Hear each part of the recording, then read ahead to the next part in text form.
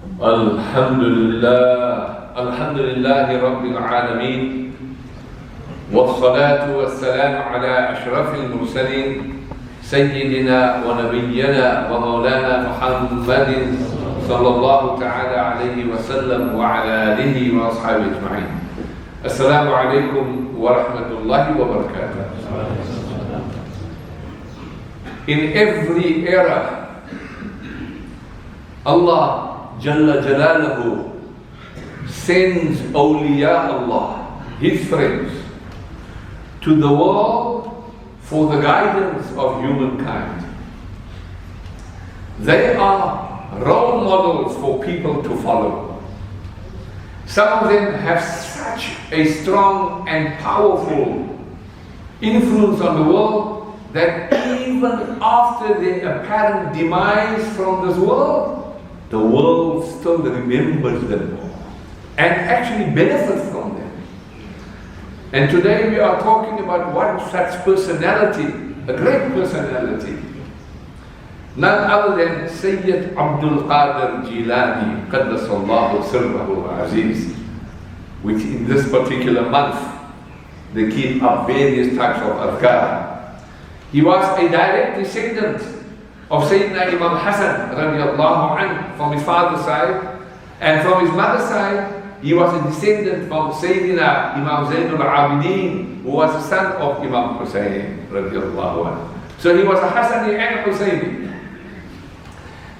in tracing his lineage thereby to the grandsons of Rasulullah sallallahu alayhi wa sallam. Shaykh Abdul Qadir Jilani Qaddasallah passed away on the 11th of Rabiul Akhir, 561 after Hijrah, or 1166, at the age of 91. Special zikr sessions are held that night. It is variously known as Khatam Ghawsiyah, Ziyarah Shaykh Abdul Qadir Jilani, Urs Sharif, or the most popular Jarawin Sharif. These dhikr sessions draw murideen, in other words, the spiritual seekers, in their hundreds, if not their thousands, who come out spiritually rejuvenated, with the characters transformed and refined, ready to sacrifice everything they have for the sake of Allah. Cape Town is known when it comes to the Qadri zikr. You know, and you've heard the term Qadri Samad and Qadri zikr. Our elders, our pious elders, hulle het die hele aangezikr. Julle ken hoe sy staan. You know the word, ek het nie smaal op die gezicht taal, julle weet nie waarvan ek praat, en soms weet ek nie waarvan ek praat. But anyway. And these halaqatul zikr, these gatherings in the Tariqatul Qadiriyah have continued to attract thousands of people to this Sufi order. The Holy Quran promises that Allah will raise among the Muslims khulafa, as we say khalifas, deputies or successors to Nabi Muhammad sallallahu alayhi wa sallam. Ba'da a'udhu billahi minash shaitanir rajim. Bismillahir rahmanir rahim. وعد الله الذين آمنوا منكم وعملوا الصالحات ليستخلفنهم في الأرض كما استخلف الذين من قبلهم. Allah has promised those among you who believe and do righteous good deeds that He will certainly grant them succession to be the rulers in the land, as He granted it to those before you. Subhanallah. وَلَيُمَكِّنَنَّ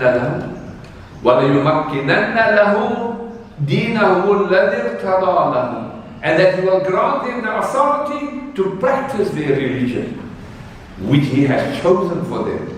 وَلَيُبَدِّلَنَّهُمْ مِنْ بَعْدِ خَوْفِهِمْ أَمْنًا يَعْبُدُونَنِي لَا يُشْرِكُونَ بِي شَيْئًا, and He will surely give them in exchange a safe security after their fear, provided they worship me and do not associate anything with me. وَمَنْ كَفَرَ بَعْدَ ذَلِكَ فَأُولَٰئِكَ هُمُ الْفَاسِقُونَ. But whoever disbelieves after this, they are rebellious to Allah. This concept of the Khulafa we're talking about.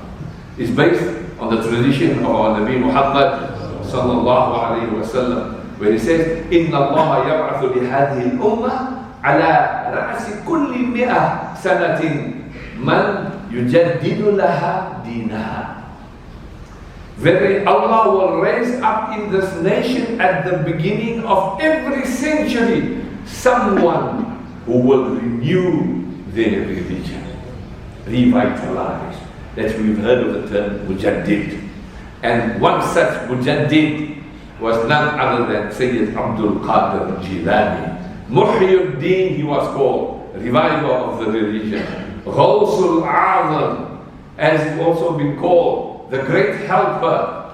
Shaykhul Imdad, Sakin fi Baghdad. Subhanallah. Let me take you back, just a few historical aspects. In the 1st century in Persia, in a place called Naif in the district of Jilan, there lived a very pious, God-fearing person. He was saying Abu Salih Jangi Dost. Jangi Dost means one who loves Allah. And he used to spend most of his time in contemplation and love of Allah.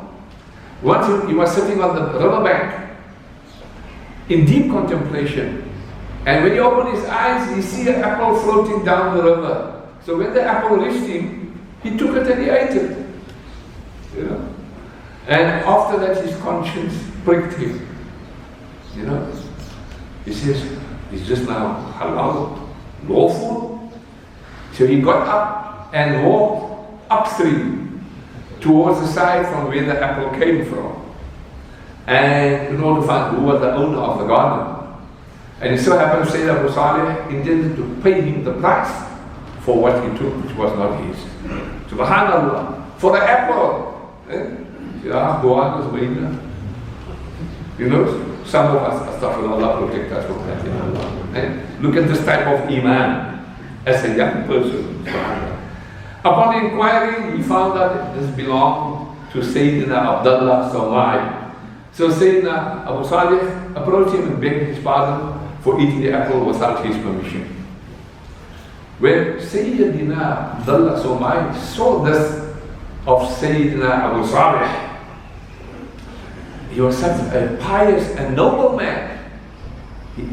So he said, you must pay the price for this. In order for you considered to be pardoned, you must pay. And the price, he said, was you must serve me until a specific period of time, then your debt is requited. For an apple, my bro. Can you imagine? Just because he ate the apple from a river and he went to go find out whose apple it is, so the owner says, but the owner has some other ideas. So, after repaying him a period of time, whatever the time was, Sayyidina Abu Salih asked the owner of the garden to grant him pardon and release him. So Sayyidina Abdullah Somai said to the owner, before pardoning, you must marry my daughter. For the apple. So, and he says, but my daughter is blind, deaf and paralytic. So Sayyidina says, no problem. You know, in the old days, this is how marriages were arranged. You will get married to this one, you get married to that one, this one to that one, and this one to that one. Today it's a different story. We do investigations, and we still have the highest rate of divorces. That time it works, subhanallah. And if you try to give us now, marry that one, what? Daddy, is it tacti? So here, the man says, marry my daughter, whom we never even saw, and the father says he's blind, she's blind, and paralytic, and lame. And he agrees. So, nikah takes place, and as he enters the room, he sees a beautiful lady, can see, not paralytic and everything. What's happening? He runs out, he's maybe in the wrong room. And the father-in-law says, she's blind because she never looked upon haram, anything outside. She was deaf because she never heard fitna and all all wrong things. And she was lame because she never undertook to walk to places that committed haram. Subhanallah. Look, subhanallah. And his wife's name was Khair Fatima. And Sayyidina Khair Fatima gave birth to a son in the month of Rabiul Akhir, and his name was none other than Abu Muhammad Abdul Qadir, as we know, Saint Abdul Qadir Jilani. From pious couple, look at that, came piety, isn't that so? Net van Apel. And look at the karamat that was witnessed. As an infant child, during the month of Ramadan, he would not suck on his mother's breasts because it was Ramadan. This is the karamah of Saint Abdul Qadir Jilani. And you know, this is so much. It so happened, as he was growing older, Saint Abdul Qadir Jilani, he goes to his mother, he said, dedicate me to Allah and allow me to go seek my knowledge in Baghdad, which was the famous learning center at the time of the world. When his mother heard the proposal, she silently cried. She knew because she's old and she was not going to see her son ever again. So, because she carefully nurtured him, because the father died also. So she had to bring up. But this saintly lady did not stand in the way of her son because of his devotion to Allah. So she sewed 40 gold dinars into his garment so that they might not be easily lost. It was his half share of the money left by his father. The other half was kept for his brother. I just need to digress here a little bit about the gold coins. Our Hazrat, the late Maulana Sheikh Nazim al-Haqqani al-Naqshbandi, when he went into spiritual seclusion called Khalwa at the maqam and grave of Saint Abdul Qadir Jilani, he was given those coins and he still had those coins. SubhanAllah. So let us carry on. And so he joins a caravan going to Baghdad. And from the time of his childhood, he never was a liar, never told lies. And his mother at the time took a vow from him. He said that he should not tell lies under any circumstances. And they parted with heavy hearts. So the caravan goes on. You know what happens? The robbers come and they attack this band of people, the caravan, and they take the money. They look at Saint Abdul Qadir Jilani and say, what, he's so simple, he's got no money. So they asked him, have you got any money? He said, yes, I've got 40 gold dinars. Yeah, he didn't believe it. Next one comes, you got? Say, yes, I have money, 40 gold dinars. Subhanallah. So they take him to the leader of the robbers, and they open up and they found the gold dinars.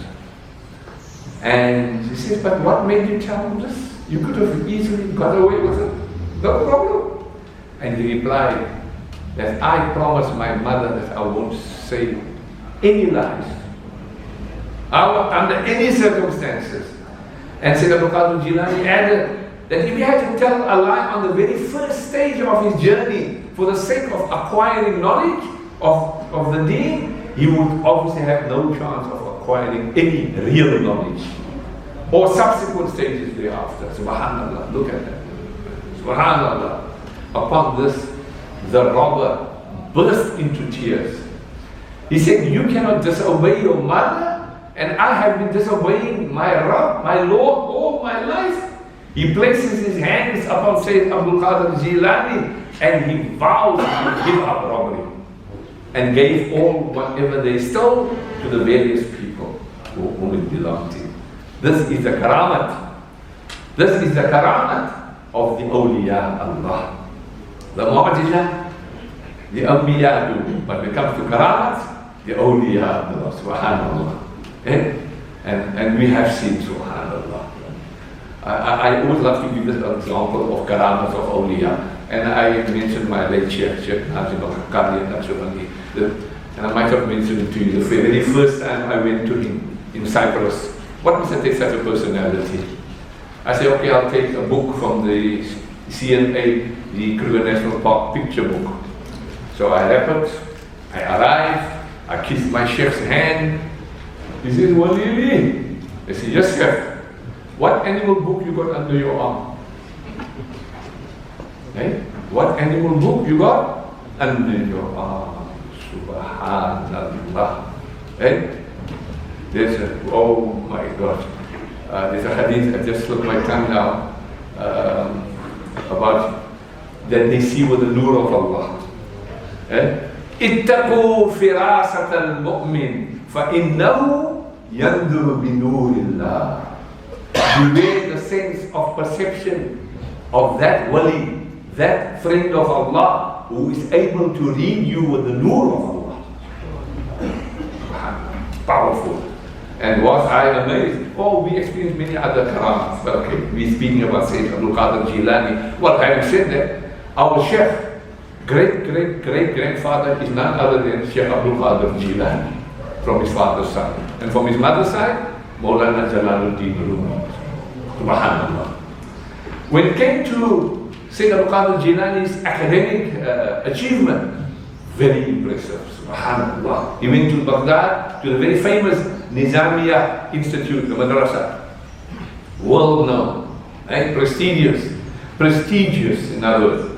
And he learned the science of fiqh, the science of tafsir, the science of seerah, the hadith, Arabic literature. He studied under the Hanbali fiqh, and in particular under the prominent Hanbali jurist Sayyidina Abu Sa'id al-Makhzumi. He was taught tafsir and sunnah and hadith by various great personalities. If you had to look at Sayyid's literary contribution to this world, oh my gosh. I will read a few, but please go to the libraries and go look at it. For example, Sirrul Asrar, Secrets of the Secrets. Wow, what an amazing. He wrote Futuhul Ghaib, Revelations of the Unseen. 78 discourses in that book, for example. Short, but very powerful. Right? Al-Fath al-Rabbani, the Sublime Revelation, also talks which has been recorded by the students and so forth. There's another one called The Removal of Cares. There's called the Malfuzat, the utterances of Shaykh Abdul Qadir Jilani, a collection of quotes. Ghunya li talibi tariqi al-haq, that's very popular. Sufficient provision for seekers of the path of truth. Really an amazing book, subhanAllah.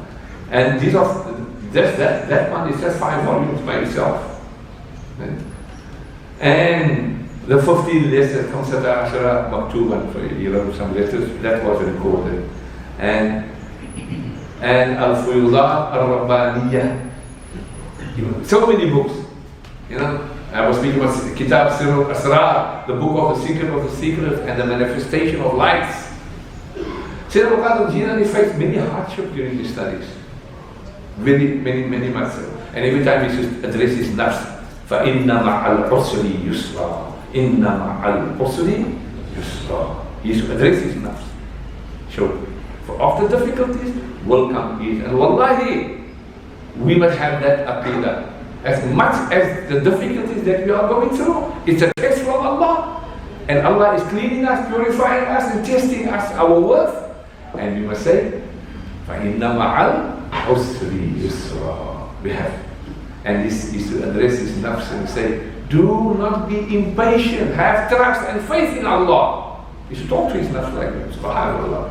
After a while, a person comes to Shaykh Abdul Qadir Jilani and offers him some food. He must know, Shaykh Abdul Qadir Jilani has got not any means to even sustain.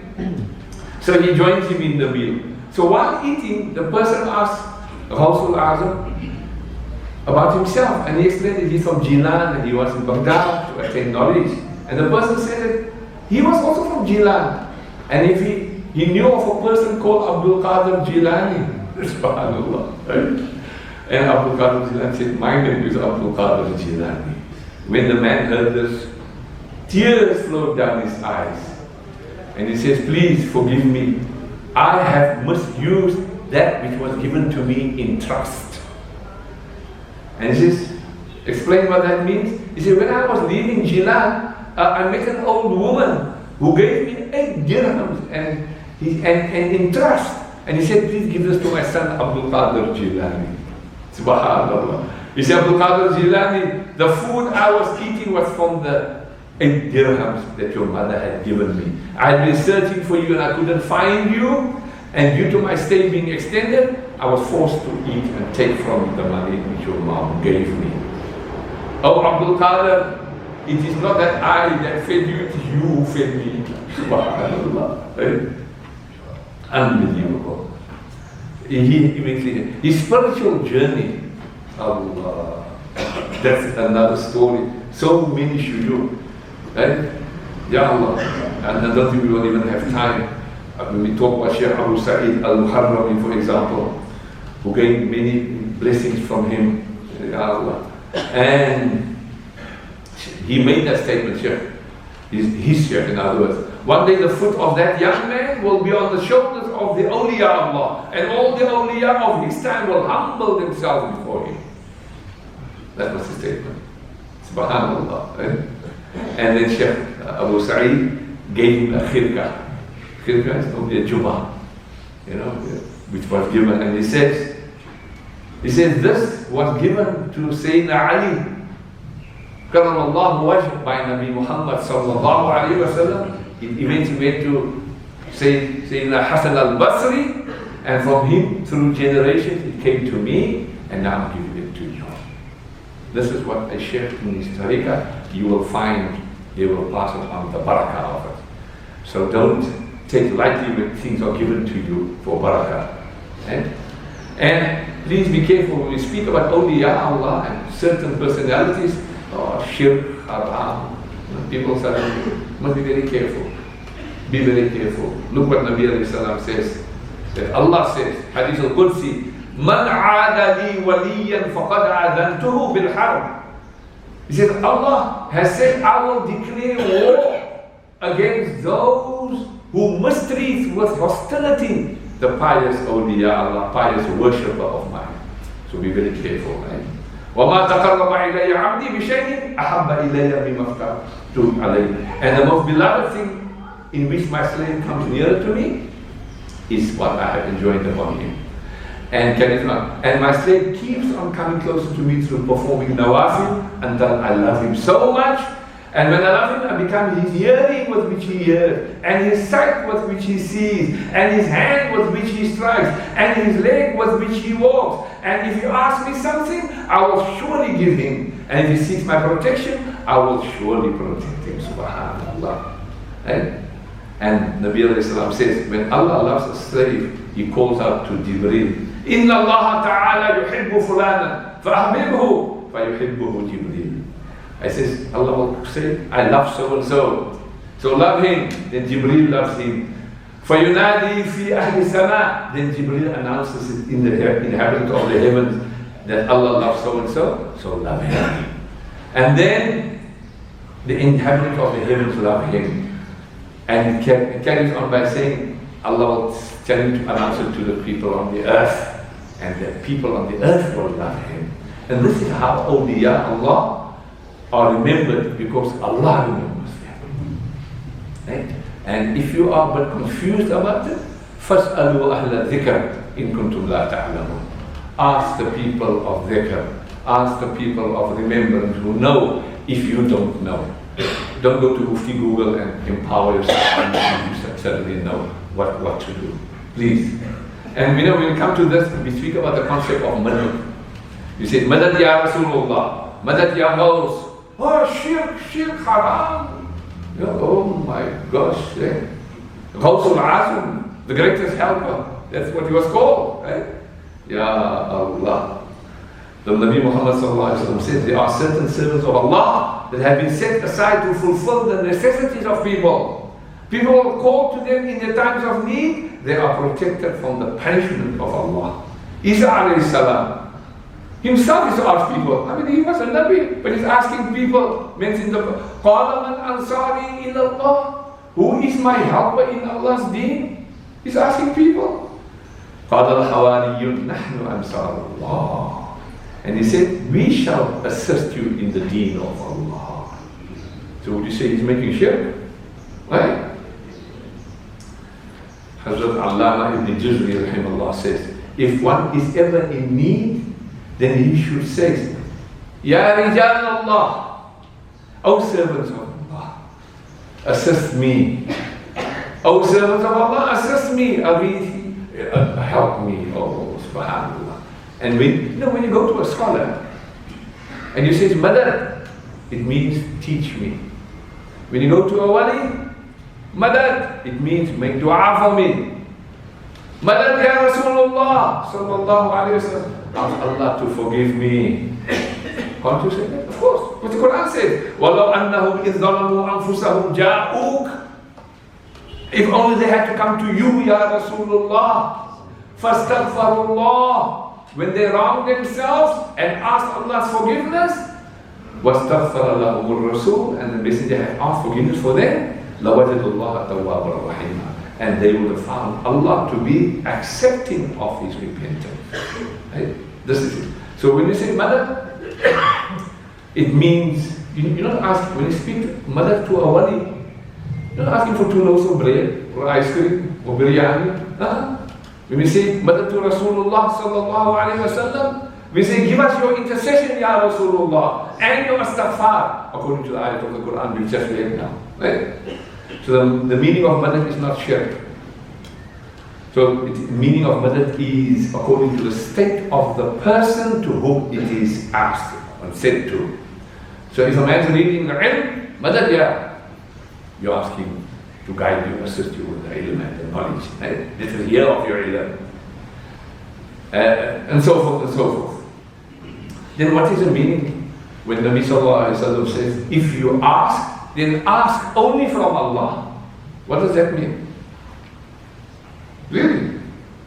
For example, if the time comes for breakfast, lunch or supper, are you going to go to your room, Allah, breakfast, lunch, is that what it is?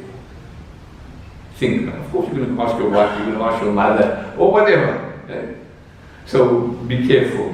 Imam Ghazali says, states that help can be asked from a person who used to be asked for assistance even in his lifetime, even after he has passed away. And we, Ahl Sunnah wal Jama'ah, we are firm believers of that. Maybe another time I will speak a little bit more in detail, especially the concept of tawassul, because people are a bit confused about it. But this is a month of Saint of Jilan, poetry, mankabat, as we call mankabat, we recite for the awliya Allah. And the poet says, Mustafa ka gharana salamat rahe, Qadri astana salamat rahe. The poet goes further, speaking about the concept of when he went on Mi'raj, and he had to make 15 times salah had to be made, and the Nabi alayhi salam went up and down.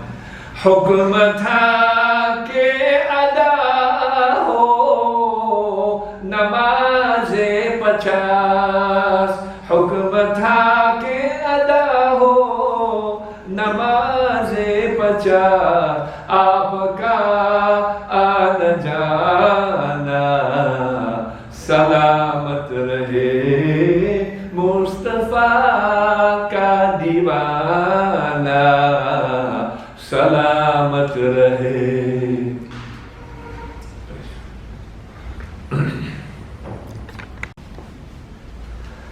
Just another 1 or 2 lines where we speak about the Ghawsul Azam. Sarkar Ghawse Azam nazare karam khuda, मेरा खालिका सभर दो, मैं फकीर हूँ तुम्हारा, सरकार गौसे आज़म नज़रे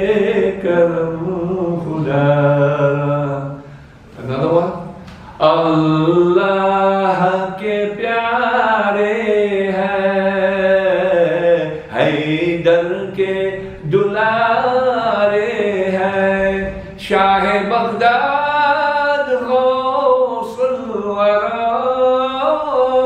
बेकसों के सहारे हैं.